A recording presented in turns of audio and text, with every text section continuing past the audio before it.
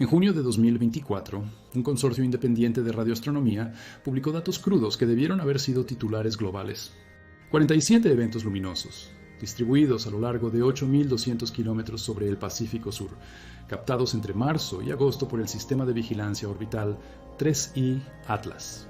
Pulsos de luz azul verdosa, cada uno con una duración de unos 90 segundos, repitiéndose con una precisión casi mecánica cada 11,3 días.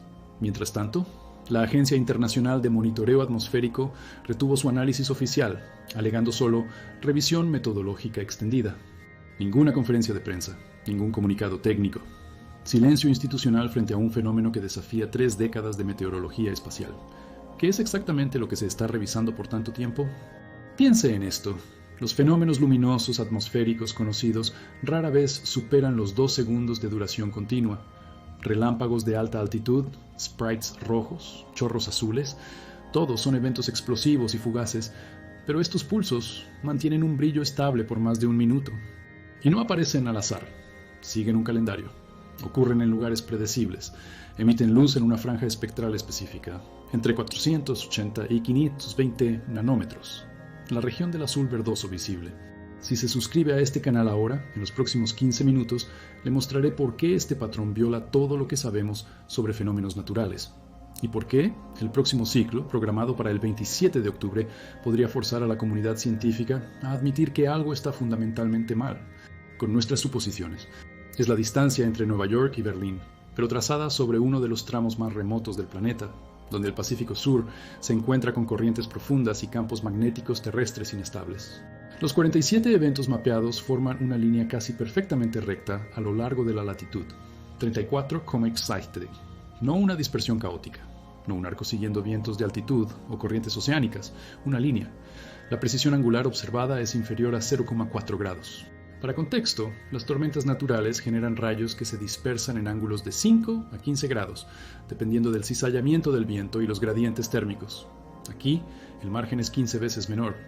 Esa es la tolerancia típica de sistemas de posicionamiento guiados por satélite o láseres de triangulación geodésica. 11 días es tiempo suficiente para que los sistemas meteorológicos atraviesen hemisferios enteros, para que las corrientes oceánicas desplacen miles de millones de toneladas de agua, para que el campo magnético terrestre sufra fluctuaciones solares impredecibles. Sin embargo, estos pulsos regresan como un reloj suizo. La probabilidad de que un fenómeno natural mantenga esta cadencia, en esta geometría, a lo largo de 6 meses consecutivos, es inferior a 1 en 10.000, según modelos de turbulencia atmosférica y dinámica geomagnética. No estamos hablando de una coincidencia estadística aceptable. Estamos hablando de algo que exige una explicación. Un sprite rojo, esos fenómenos raros que ocurren sobre tormentas severas, persiste quizás 2 o 3 segundos. Las reentradas orbitales de fragmentos espaciales, satélites desactivos, cohetes abandonados, generan rastros luminosos que duran entre 5 y 15 segundos, mientras el objeto se quema en la atmósfera. 90 segundos es una eternidad en términos de fenómenos transitorios de alta energía. Para sostener una emisión luminosa continua a esa escala, se necesita una fuente energética constante y un reservorio material que no se agote instantáneamente. ¿Qué, en medio del Pacífico Sur, a 100 kilómetros de altitud, podría hacer eso? La primera validación independiente provino del Observatorio Andino de Radio, ubicado en el norte de Chile, a casi 4.000 kilómetros del epicentro del corredor. Sus radiotelescopios captaron emisiones en banda X durante 3 de los eventos registrados por el 3I Atlas.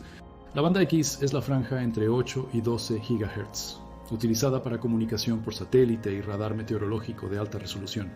Lo interesante es que las emisiones naturales en esa frecuencia, como las descargas eléctricas atmosféricas, son típicamente erráticas, con picos y caídas bruscas. Aquí, las emisiones mostraron una modulación suave, casi sinusoidal, a lo largo de los 90 segundos. La firma es demasiado limpia, dijo Ramiro Valdés, radioastrónomo asociado al observatorio. Se parece más a una portadora de comunicación que a ruido geofísico. Sus espectrómetros confirmaron la franja espectral dominante entre 480 y 520 nanómetros, pero detectaron algo adicional, una segunda línea débil alrededor de 630 nanómetros, asociada a oxígeno atómico excitado. Este tipo de emisión ocurre durante auroras polares, cuando partículas solares colisionan con átomos en la ionosfera. Pero el corredor del Pacífico Sur se encuentra en latitudes medianas, lejos de las zonas aurorales. Además, el ciclo solar actual estaba en fase de mínima actividad durante los meses de observación. No hubo tormentas geomagnéticas significativas en el periodo. Entonces, ¿de dónde proviene la energía para ionizar oxígeno atmosférico de forma tan localizada y repetitiva? El tercer instrumento fue el satélite comercial Sentinel-4, operado por una empresa de imágenes multiespectrales con sede en Singapur. Sus sensores infrarrojos capturaron firmas térmicas durante al menos 2 de los eventos. La temperatura de brillo estimada se situó entre 1200 y 400 grados Celsius. Esto es más caliente que la lava basáltica fresca, pero muy por debajo de la temperatura de reentrada orbital, que puede exceder los 3000 grados. La franja térmica es consistente con combustión química controlada o descarga eléctrica de alto voltaje en plasma atmosférico. Pero, de nuevo, la duración. Mantener esa temperatura durante 90 segundos exige un reservorio energético considerable. No es algo que se obtenga de un rayo o de un meteoro que se desintegra. Ahora pasemos a la escala de anomalías, porque es donde el fenómeno comienza a parecer menos natural y más orquestado. Ahora pasemos a la escala de anomalías, porque es donde el fenómeno empieza a parecer menos natural y más orquestado.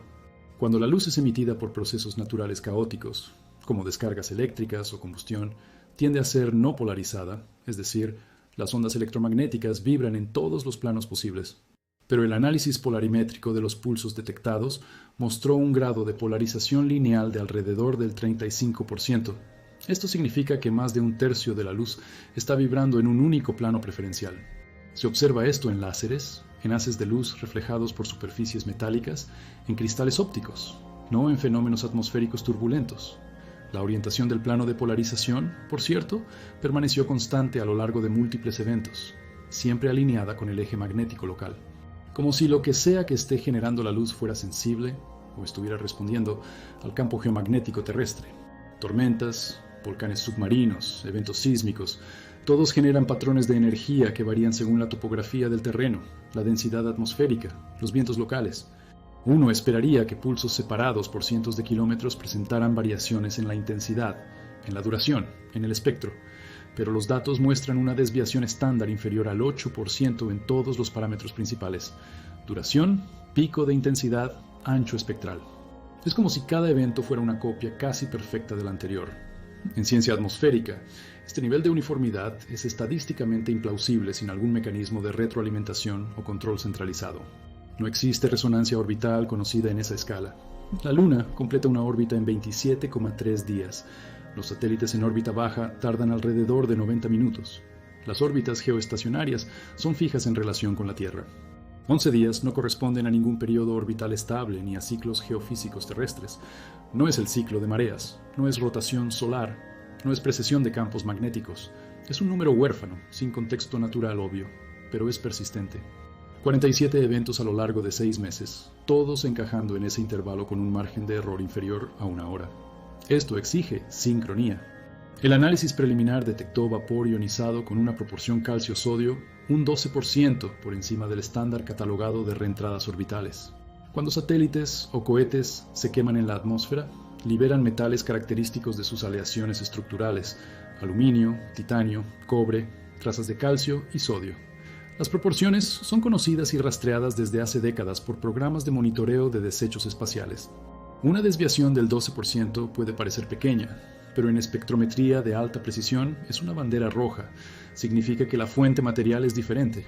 Podría ser un meteorito con una composición mineral atípica.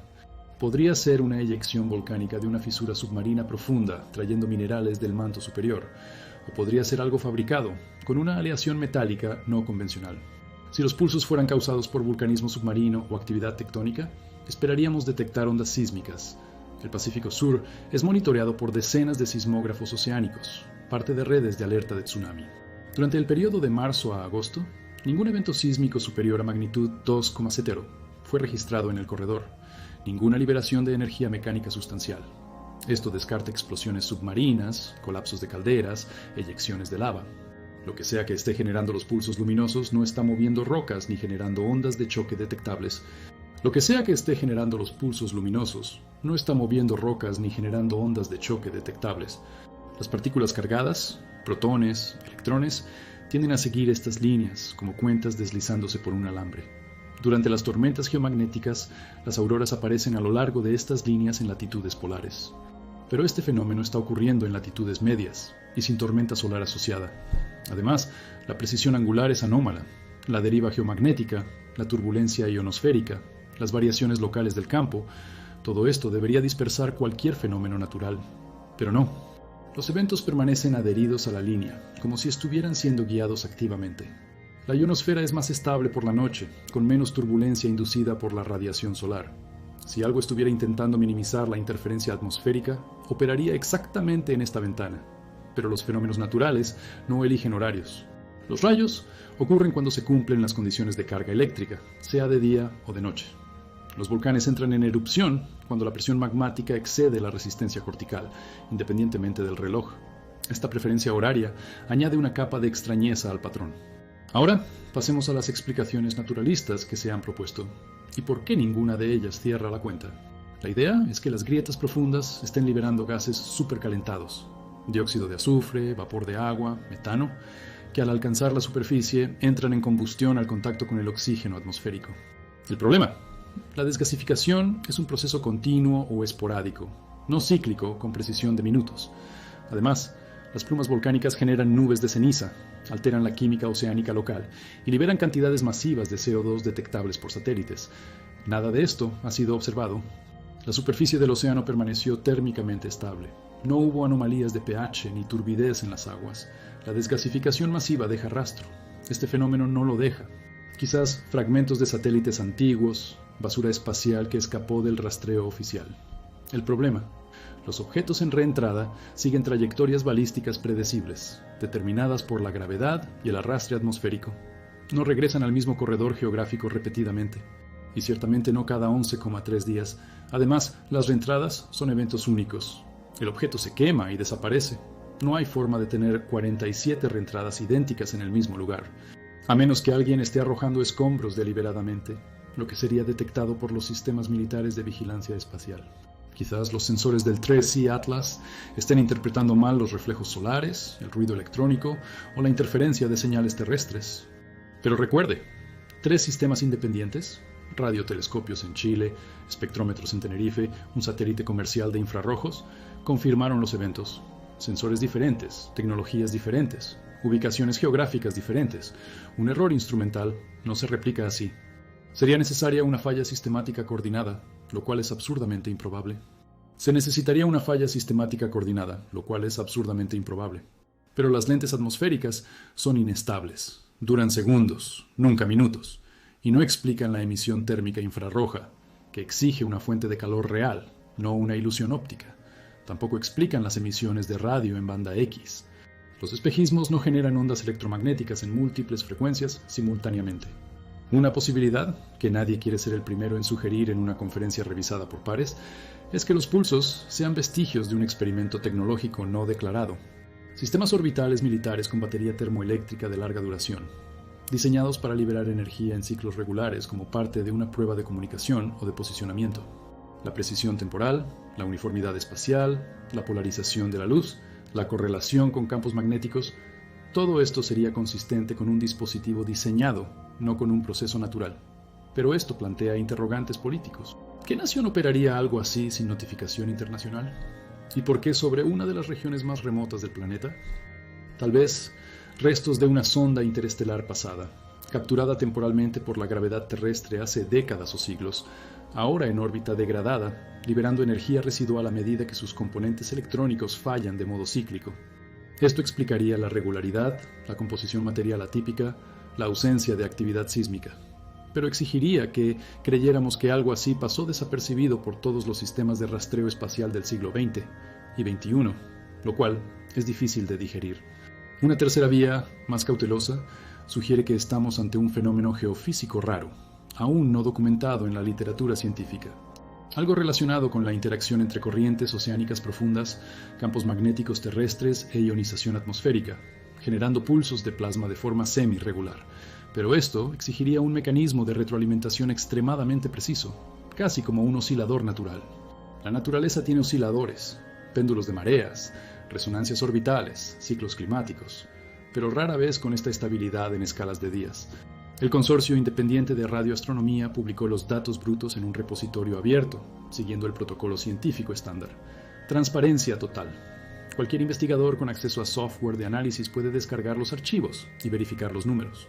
Pero la Agencia Internacional de Monitoreo Atmosférico, que tiene el mandato oficial de interpretar fenómenos anómalos de alta altitud, permaneció en silencio.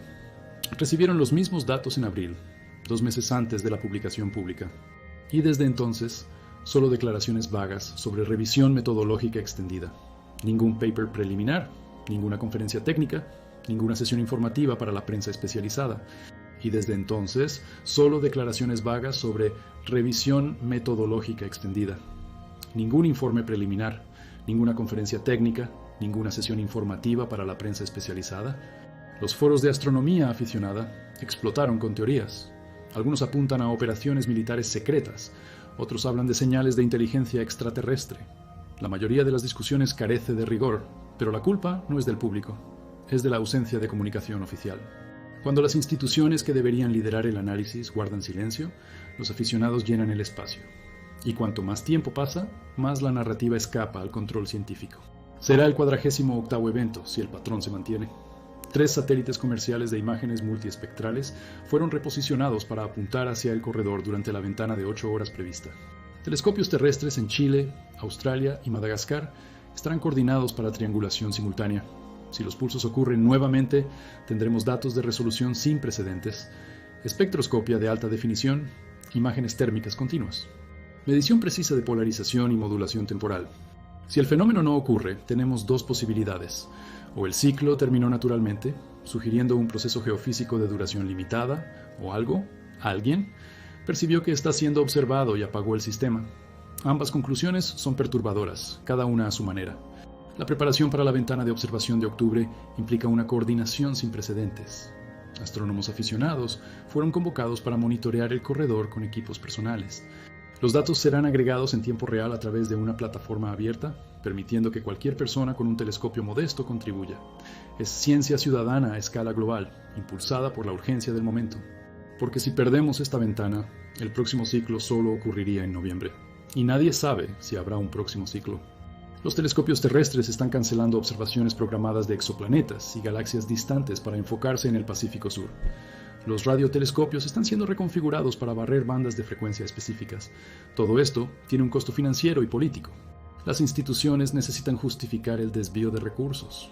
Y justificarlo exige admitir públicamente que algo inexplicable está sucediendo, lo que, hasta ahora, muchos se resisten a hacer.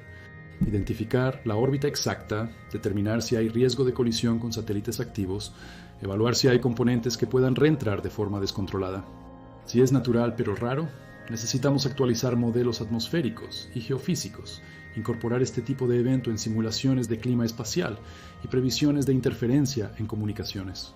Si es algo intermedio, un híbrido entre natural y artificial, como por ejemplo, microbios extremófilos interactuando con campos electromagnéticos de forma inesperada, entonces estamos ante una frontera científica totalmente nueva. Híbrido entre natural y artificial, como microbios extremófilos interactuando con campos electromagnéticos de forma inesperada, por ejemplo. Entonces, estamos ante una frontera científica totalmente nueva. Es la posibilidad de que sea natural, y aún así no tengamos la menor idea de cómo funciona. Porque esto significaría que, tras décadas de satélites, globos meteorológicos, redes de monitoreo global, todavía hay procesos fundamentales de la Tierra que se nos escapan por completo. Procesos capaces de generar energía de forma regular, en lugares específicos, con una precisión que rivaliza con los instrumentos humanos. Y si esto es posible aquí, ¿qué más está sucediendo en regiones menos monitoreadas? ¿En el fondo de los océanos? ¿En desiertos remotos? ¿En las capas superiores de la atmósfera que rara vez observamos? Y si quiere seguir los resultados de la observación del 27 de octubre de primera mano, suscríbase al canal y active las notificaciones. Publicaré un análisis detallado tan pronto como los datos estén disponibles. Los datos abiertos permiten que miles de mentes brillantes alrededor del mundo contribuyan, encuentren patrones, propongan pruebas. El consorcio de radioastronomía hizo su parte al publicar todo. Ahora la presión está sobre las agencias oficiales para que hagan lo mismo. La revisión metodológica es importante, sí. Pero 6 meses es tiempo más que suficiente para un análisis preliminar. El silencio prolongado no protege la credibilidad científica, la corroe. O podrían aparecer y revelarse como algo perfectamente mundano que simplemente no habíamos catalogado antes. Tal vez una nueva forma de relámpago de alta altitud, con una dinámica diferente. Tal vez una interacción entre partículas cósmicas y aerosoles oceánicos bajo condiciones raras. La ciencia está repleta de misterios que, una vez resueltos, se convierten en capítulos de libros de texto. Dentro de 20 años, los estudiantes de meteorología espacial podrían estar aprendiendo sobre los pulsos del Pacífico, como un fenómeno conocido y comprendido.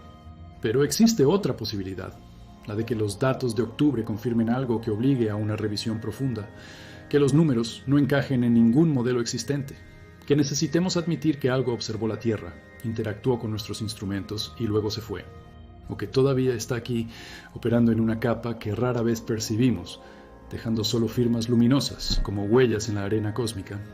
Esos 90 segundos de luz azul verdosa sobre el Pacífico Sur podrían ser solo eso, una pausa, un susurro en el vacío, una pregunta hecha en un lenguaje que todavía estamos aprendiendo a descifrar, o quizás no sea nada, solo un recordatorio más de que, por más que hayamos aprendido, el planeta bajo nuestros pies y el cielo sobre nuestras cabezas todavía guardan secretos profundos, esperando el momento adecuado para emerger a la luz. O confirmaremos que sabemos aún menos de lo que imaginábamos.